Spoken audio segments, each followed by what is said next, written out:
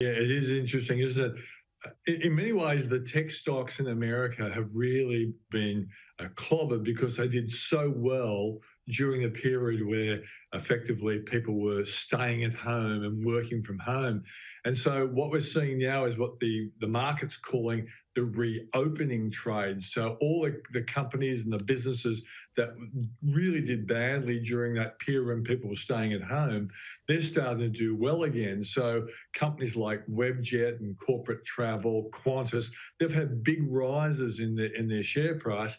But the companies that did very well, like the tech stocks, they're being clobbered. And Afterpay, I think it may well be a buying opportunity because it's going to do well in a reopening trade anyway, because if everyone goes shopping again, they're going to go into the shops and they'll use Afterpay.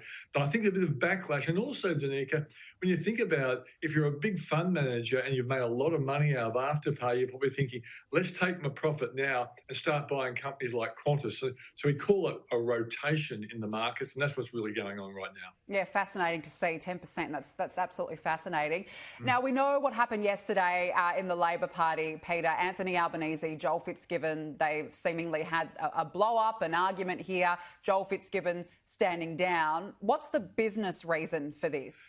Yeah, when you think about, Labor has a real dilemma. On one hand, they've got the traditional Labor voters that come from the coal territory, for example, where Joel Fitzgibbon is the member for Hunter.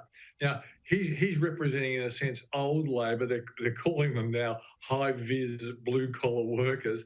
And on the other hand, you've got new Labor, effectively trying to stop the Greens winning over a lot of young voters. So it's like this political issue of losing younger voters to the Greens. On the other hand, older voters who believe in the old ways of running an economy, they're sort of drifting to the coalition. And so Labor's caught in the middle. And how they deal with this is going to be a really big challenge for Anthony Albanese. And that's why this blue between Joel Fitzgibbon and himself has actually happened. Fitzgibbon doesn't think that Labor is actually handling this dilemma very well, and he's prepared to go on the backbench as a consequence. Yeah, and it's not going to go away anytime soon by the sounds of it. Just finally, what is the best economic news this week?